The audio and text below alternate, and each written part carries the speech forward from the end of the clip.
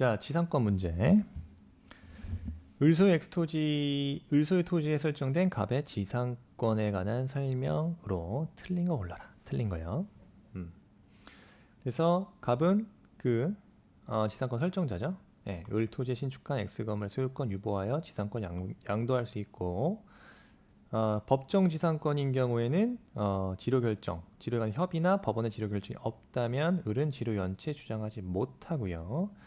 지료를 연체한 갑이 병에게 지상권을 양도를 했어요. 그때 어떻게 해라? 지료 약정이 등기된 때인 경우, 그죠? 등기가 돼야만 연체 사실로 병에게 대항할 수 있다. 맞습니다. 그 다음에 자 4번이 중요한데 4번이 잘 들리죠. 을의 토지를 양수했다. 양수인 정의예요. 을의 토지를 뭐 매매 등으로 양수를 한 정의. 갑에 을에 대한 지료 연체액을 합산하여 2년의 지료가 연체되면 네, 지상권 소멸 청구할 수 있다가 아니죠. 왜 틀렸냐? 지금 지상권자의 지료 지급 연체가 지금 정액에 넘어간, 즉 토지 소유권의 양도 전후에 걸쳐서 이루어졌다면 그 지료 연체액을 합산하는 게 아니라 어떻게 하라? 연체 기간 2년. 그죠? 연체 기간이 양수인에 대해서 2년이 되지 않는다면 양수인은 지상권 소멸을 청구할 수 없습니다. 걸쳐서 2년 안 된다. 그래서 4번 정답이죠. 자, 갑이 무에게 지상권을 목적으로 하는 저당권을 설정했다. 지료 연체를 원인으로 하는 을의 지상권 소멸 청구는 누구한테? 무에게 통지한 후에 상당한 기간 경과함으로써 효력이 생긴다. 맞습니다. 부합이에요. 부합. 생각보다 헷갈립니다. 이거. 특히 이제 그 니은 지문이랑 디귿 지문 잘 정리해야 됩니다. 그래서 먼저 부합, 옳은 거. 지상권자가 지상권에 기해서 토지에 부속시킨 물건, 이거는 누구한테? 지상권자의 소유로 한다. 자, 지상권도 소위 256조의 권한에 해당한다. 즉 지상권자가 지상권에 기해서 토지에 부속시킨 물건은 그 부동산 소유자가 아니라 누구한테? 지상권자에게 귀속된다. 그죠? 그래서 민법 256조 부동산의 소유자는 그 부동산에 부합한 물건의 소유권을 취득한다. 입니다. 그러나 타인의 권한에 의해서 부속된 것은 그러하지 아니한다. 라고 규정하고 있죠. 그래서 타인의 권한의 지상권, 뭐 임차권 등도 포함시킨다 이겁니다. 그래서 토지에 부속시킨 지상권자의 소유권으로 한다. 맞는 지문. 자, 니은과 디귿 구별해야 됩니다. 즉, 니은 적법한 권한 없이 타인의 토지에 경작한 성숙한 배추 소유자는 누구한테 속한다? 네, 경작자 소유자. 니은 지문. 그런데 디귿 지문 같이 봐야 돼요. 적법한 권한 없이 타인의 토지에 식재한 수목입니다. 수목. 네. 그래서 니은은 그 배추, 배추인 경우죠. 그래서 농작물, 그러니까 농작물인 경우에요. 배추, 뭐 잎도 같은 경우요. 그래서 농작물인 경우 타인의 농지에 권한 없이 경작하였다면 이때는 경작자 소유에 귀속되는 게 맞는데 디귿같이 타인의 토지에 식재한 수목이 권한이 없었다. 이때는 토지 소유자에 속합니다. 물론 디귿 같은 경우에도 권한이 있다면, 즉 적법한 권한에 의해서 식재한 수목인 경우에는 그 소유권은 식재한 자에게 있겠지만 적법한 권한이 없었던 그 타인의 토지에 식재한 수목 자체는 토지 소유자에게 속한다. 입니다. 그 다음에 리을짐은 건물 임차인이 권한에 의해서 증축한 부분은 구조상, 이용상 독립성이 없더라도 임차인의 소유에 속한다? 틀렸다. 어디가 틀렸죠? 구조상, 이용상의 독립성이 인정돼야만, 즉 건물 임차인의 소유에 속한다 이겁니다. 즉 건물 임차인이 권한에 기해서 증축한 부분은 구조상, 이용상 독립성이 있어야 임차인에 속한다. 이해요. 그래서 리을 지문이 틀렸다 이거죠. 그 다음 문제, 저당권 문제입니다. 자, 1번 틀린 것을 골라라. 저당권 설정자가요. 저당권 설정 후에 건물을 축조했는데, 자, 경매 당시에 제3자가 건물을 소유가 있다면 일괄 경매 청구권 인정되지 않죠. 무조건 건물은 누가 소유하고 있어야 된다? 네, 저당권 설정자에게 소유하고 있어야 된다. 저당권 설정자가 소유하고 있는 경우에 일괄 경매 청구권이 인정된다. 일괄 경매 청구권이 인정되려면 먼저 저당권 설정 당시에 건물이 없어야 된다. 소위 나대지였다가 두 번째 건물이 축조되는 거죠. 건물이 축조되고 이 건물은 누가 소유하고 있어야 된다? 저당권 설정자가 소유하고 있어야 이때 저당권 설정자가 건물 축조 후 제3자에게 양도한 경우 그 일괄 경매 청구권이 인정된다 이겁니다. 그래서 1번 질문 틀렸고요. 2번 채권자, 채무자, 제3자 사이에 합의가 있었다. 그 다음에 채권이 실질적으로 제3자에게 귀속되었다고 볼 수 있는 사정이 있으면 제3자 명의의 저당권 설정 등기 가능하다. 3번 저당권 설정 행위는 처분 행위다. 그죠? 그래서 처분 권한이 있어야 되는 겁니다. 즉 처분의 권리, 권한을 가진 자만이 저당권 설정할 수 있더라. 특별한 사정이 없으면 저당권 이전을 부기하는 방법으로 무효인 저당권 등기를 다른 채권자를 위한 담보로 유용할 수 있다입니다. 왜? 이해관계인이 없으면 그죠? 가능한 거죠. 이해관계인이 없어야 되는 거예요. 이해관계인이 없는 경우 무효인 저당권을 유용할 수 있다. 5번 특별한 사정이 없으면 저당권의 피담보 채권 소멸 후에 말소 등기 전 피담보 채권의 전부 명령을 받아서 저당권 이전 등기가 이루어진 때에도 저당권 효력은 없다. 그죠? 저당권은 왜? 변제로 소멸되기 때문에. 변제로 소멸되므로 말소 등기 전 전부 명령을 받아서 이전 등기가 되더라도 그 등기는 무효입니다. 그래서 효력이 없다. 옳은 지문 되겠습니다. 저당권에 대한 설명 역시 저당권 문제입니다. 저당권 문제는 그죠? 매년 나오는 쟁점이니까 잘 정리해야 된다. 자, 1번 질문 저당권자는 목적물 반환 청구권을 갖지 않죠.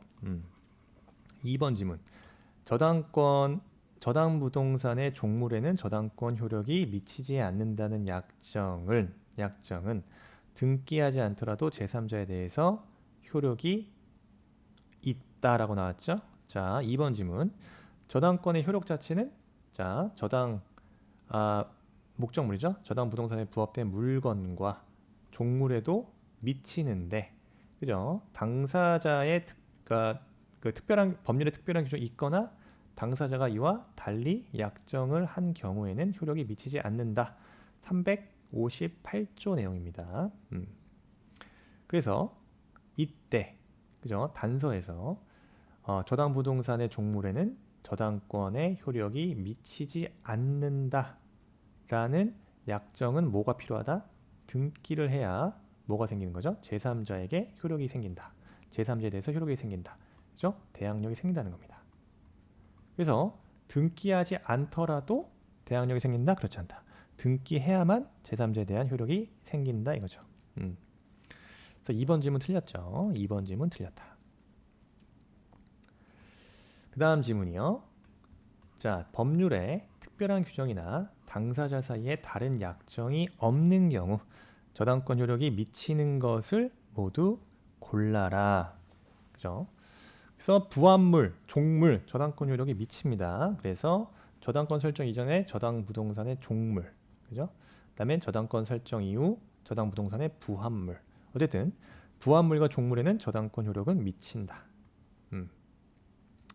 그 다음에 저당 부동산에 대한 압류 이전에 그 저당 부동산으로부터 발생한 저당권 설정자의 차임 채권. 네. 지금 이 차임 채권 같은 경우는 압류 이전에 저당권 효력이 미친다? 그게 아니라 압류 이후의 차임 채권입니다. 이게 틀린 거죠. 압류를 먼저 해라. 차임 채권에 대해서 압류가 이루어지면 그리고 나서 압류 이후에 이 차임 채권에 대해서 저당권의 효력이 미치게 된다 이거죠. 그래서 정답은 기억과 니은 되겠습니다. 다음 문제. 중간 생략 등기 사례용으로 나오죠. 갑을병 순차 매도되고 제3자 간의 중간 생략 합의를 하였다. 그래서 이에 대한 설명으로 틀린 것을 골라라. 갑과 을과 병 사이에 매도되면서 제3자 간의 중간 생략 합의를 한 경우입니다.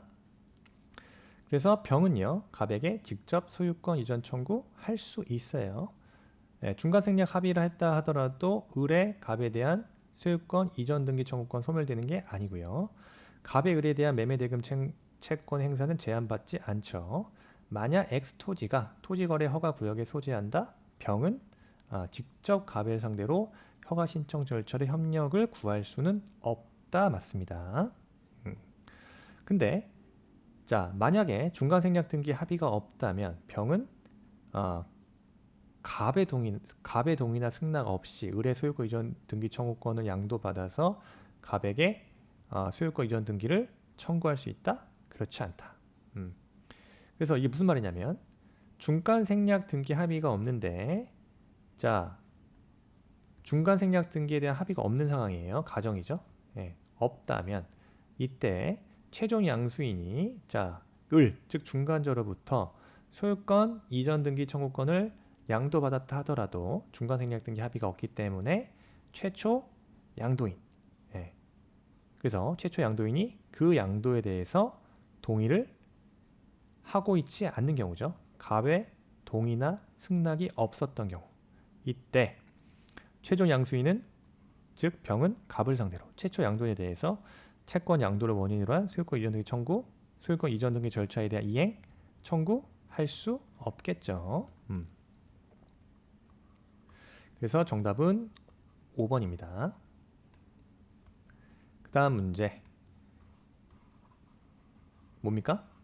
을은 갑으로부터 얼마를 빌렸다? 1억 원을 빌렸다. 을은 갑으로부터 1억 원을 빌리면서 자신의 엑스토지 시가 3억 원 양도담보로 제공하고 갑 명의로 소유권 이전 등기를 마쳤다. 병은 그 후에 엑스토지를 사용 수익하던 을과 임대차 계약을 맺고 토지를 인도받아 사용하고 있더라. 이런 경우예요. 그래서 자 지금 을은 갑으로부터 1억.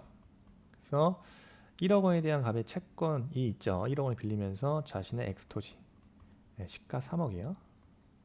3억 양도담보로 제공하고 갑 명의의 소유권 이전 등기를 마쳤다. 그 후에 병은 엑스토지를 사용 수익하던 을과 임대차 지금 소유권자는 갑으로 있고요. 임대차를 맺으면서 그 토지를 인도받아 사용 수익, 그죠? 사용 수익하고 있다. 갑은 1번 틀린 거 오라 했죠? 피담보 채권 변제기 전에도, 그죠? 갑은 피담보 채권 변제기 전이라도 병을 상대로 임료 상당의 부당이득으로 반환을 청구할 수 있나?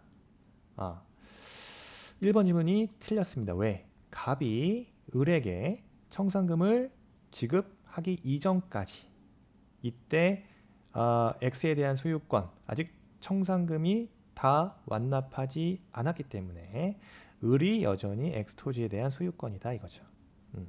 따라서 갑은 병을 상대로 임료 상당을 부당이득으로 반환 청구할 수 없다. 이때 이 말이 빠져 있었어요. 지금 소유권 이전 등기를 마쳤지만 지금 아직 피담보 채권이 변제기 전이다. 이 말은 뭐다? 아직 갑이 누굴 상대로? 을에게 청산금을 지급하지 않았다는 거죠. 지급하지 않았다. 따라서 토지에 대한 소유권자는 갑이 아니라 을이다 이겁니다. 1번이 정답이었고 갑은 특별한 사정이 없는 한 담보권 실행을 위해서 병에게 엑스토지 인도 청구할 수 있다. 을이 피담보 채무 이행지차에 빠졌다. 갑은 병에게 소유권에 기해서 X토지의 인도를 청구할 수 없다 이거죠. 그래서 피담보 채무의 이행지차에 빠졌을 경우 소유권에 기해서 할 수 없다. 그죠? 갑이 아직 소유권을 취득했다고 볼 수 없기 때문에 그렇습니다. 피담보 채무 이행 전이잖아요. 그 다음에 갑이 을에게 청산금을 지급함으로써 소유권을 취득하게 되면 이때 이 양도담보권은 당연히 소멸하겠죠. 혼동으로 소멸된다. 갑이 선의의 정에게 X토지를 매도하고 소유권 이전 등기를 마친 경우 을은 정에게 소유권 이전 등기 말소를 청구할 수 없다. 선의의 제3자에 해당하기 때문에 그렇다. 그래서 갑이 정에게 X토지를 매도하고 소유권 이전 등기를 마친 경우에는 정을 상대로 소유권 이전 등기 말소 청구할 수 없다. 맞는 질문이죠.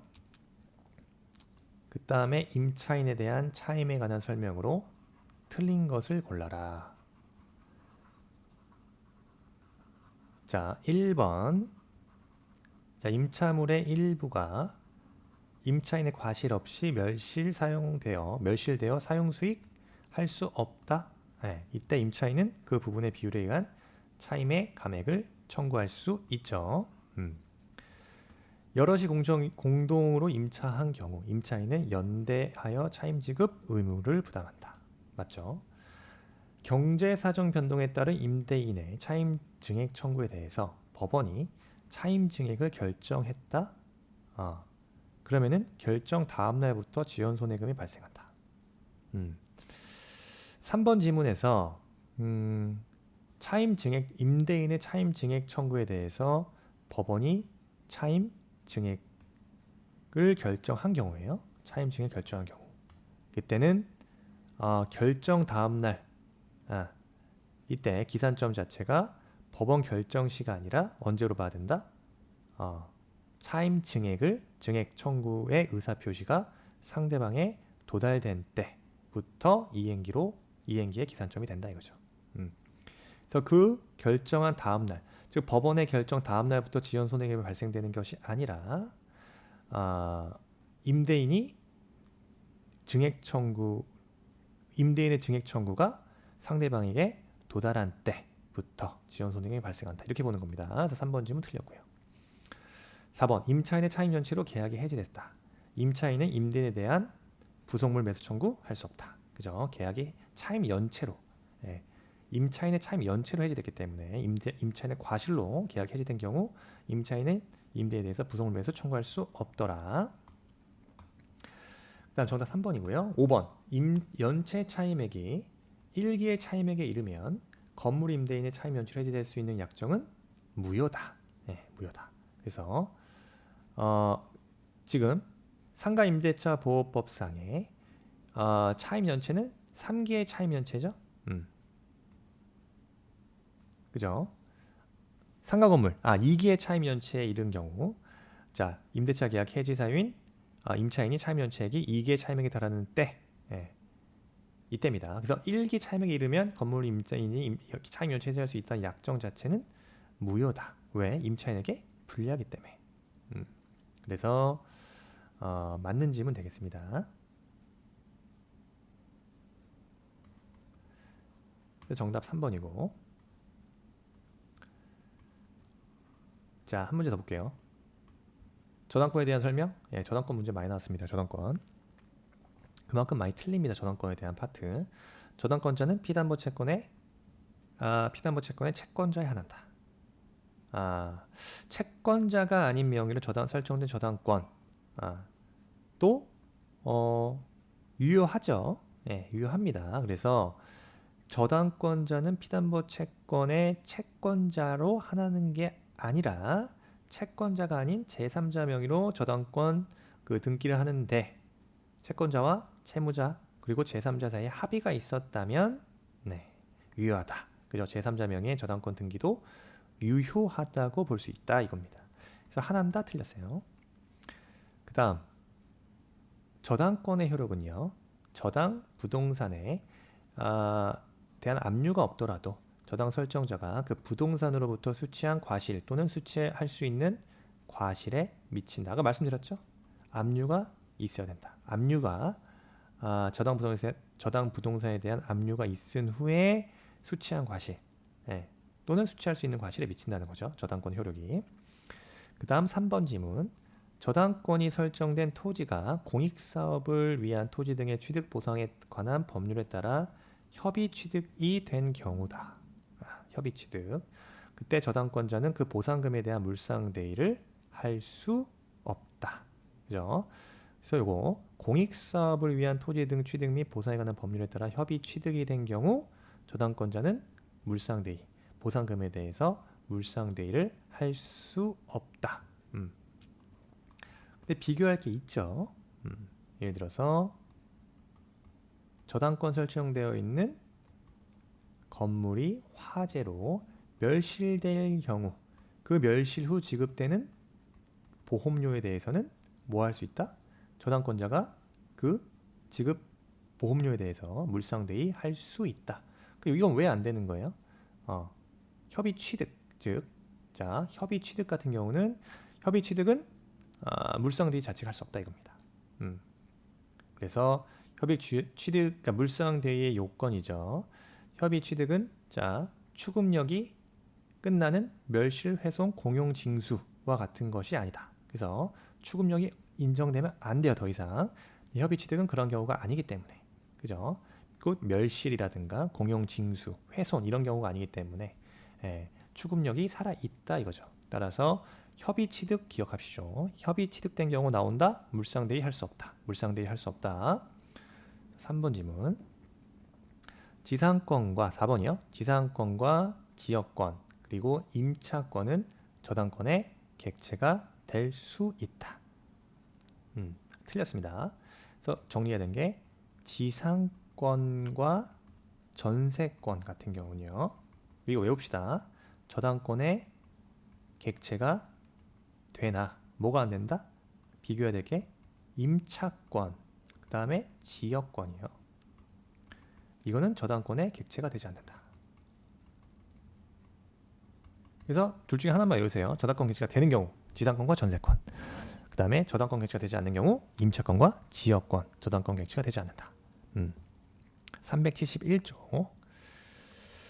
그 다음에 5번. 후순위 근저당권자는 저당권자에게 부동산으로 담보된 채권을 변제하고 저당권 소멸을 청구할 수 없죠. 왜?